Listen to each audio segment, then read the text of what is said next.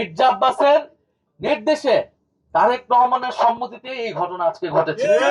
আমরা গণঅভ্যুত্থান করে আসা মানুষ, শেখ হাসিনাকে এই বাংলাদেশ থেকে হটাইতে পারছি, আর এই মির্জা আব্বাস তাদের বিরুদ্ধে আমরা কথা বলতে পারবো না, এসব ভয়ভীতি দেখে আমাদেরকে আটকাবে ভেবে থাকেন, এটা তিনি অত্যন্ত ভুল করছেন। মির্জা আব্বাস সাহেবও কোনো ভুল ত্রুটি ঊর্ধ্বে না, কোনো সমালোচনার ঊর্ধ্বে না। ওনার সমালোচনা করা যাবে না। ঢাকা শহরে এমন কোন নিয়ম, এমন কোন আইন জারি হয় নাই। আর আমরা গণঅভ্যুত্থান করে আসা মানুষ, শেখ হাসিনাকে এই বাংলাদেশ থেকে হটাইতে পারছি, আর এই মির্জা আব্বাস তাদের বিরুদ্ধে আমরা কথা বলতে পারবো না, এসব ভয়ভীতি দেখে আমাদেরকে আটকাবে ভেবে থাকেন, এটা তিনি অত্যন্ত ভুল করছেন এবং উনি বোঝেনও নাই তিনি আজকে কি অপরাধটা করে ফেলছেন। মির্জা আব্বাসের ইতিহাস আমরা জানি, আমরা ওই ঢাকা শহরে বড় হয়েছি। জিয়াউর রহমান মির্জা আব্বাসকে ডেকে একটা হুন্ডা এবং 30 টাকা দিয়ে বলছিলেন আমার সাথে রাজনীতি করো এবং ইলেকশনে কাজ করো। ওইখান থেকে তার রাজনীতির যাত্রা বিএনপির সাথে। সেই জায়গা থেকে তিনি ঢাকা শহরের সাম্রাজ্য তৈরি করছেন। এই সাম্রাজ্য কিভাবে হয়েছে এই বাংলাদেশের মানুষ জানে, ঢাকা শহরের মানুষ সেটা জানে।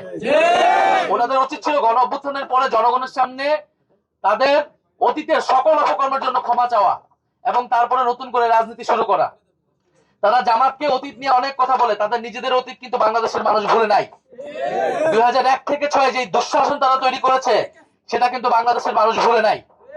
ফলে অতীত ধরে কথা বলতে সবার অতীত ধরে কিন্তু আমরা কথা বলা শুরু করব।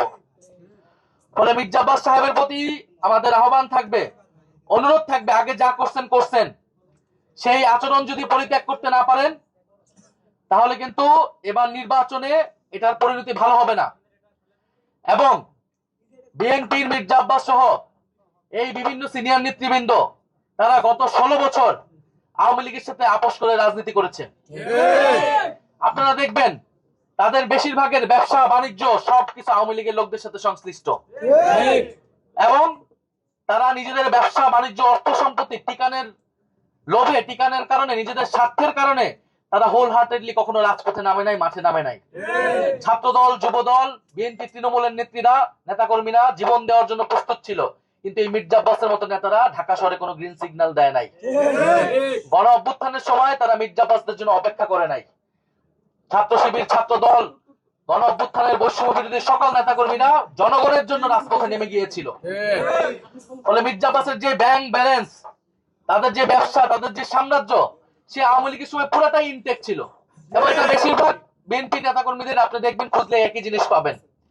একমাত্র ব্যতিক্রম ছিলেন বেগম খালেদা জিয়া। এই জন্য তাকে কি অবস্থা ছিল, কারাগারে তাকে মৃত্যুর মুখে পড়তে হয়েছিল। ফলে আমরা সেই অতীত ধরে কথা বলতে চাই না, বলতে গেলে অনেক কথা বের হয়ে যাবে। রাজনীতির মাঠে এসেছি, সুষ্ঠু নির্বাচন চাই। শরীফ ওসমান হাদী ঢাকা 8-এর মানুষের ভোটাধিকারের জন্য, গণতন্ত্র প্রতিষ্ঠার জন্য জীবন দিয়ে গেছেন। এই একই লড়াই আমরা কন্টিনিউ করতে চাই। কিন্তু আজকে যেটা হয়েছে এটা খুবই দুঃখজনক, খুবই ন্যাক্কারজনক এবং এটা অস্বীকারের চেষ্টা আরো বেশি ন্যাক্কারজনক। হাবিবুল্লাহ কলেজে একেবারে চিহ্নিত ছাত্রদলের ক্যাডার সন্ত্রাসীরা এটা পরিকল্পনা করে এটা করেছেন।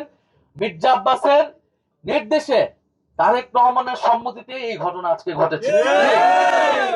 ফলে আপনারা একদিকে ভালো ভালো কথা বলবেন স্টেজে উঠে, আরেকদিকে আপনারা আপনাদের যারা বিরোধী রয়েছে, প্রতিদ্বন্দ্বী রয়েছে, তাদেরকে আপনারা দমন করবেন সন্ত্রাসী কায়দায়, আওয়ামী লীগের রাজনীতিকে পুনর্বাসন করার চেষ্টা করবেন। এইটা আমরা বাংলাদেশে হইতে দেব না। ফলে আজকে আমরা হুঁশিয়ারি দিচ্ছি নির্বাচন কমিশনের প্রতি। আমরা দেখতে চাই এটার ব্যবস্থা তারা কি নেয়, কলেজ প্রশাসন এটার কি ব্যবস্থা নেয় এবং বিএনপি দলীয় ভাবে এটার কি ব্যবস্থা নেয়। এরপরে বাকি জবাব আমরা রাজপথে দিব, আমরা 12ই ফেব্রুয়ারি ইলেকশনে দিব।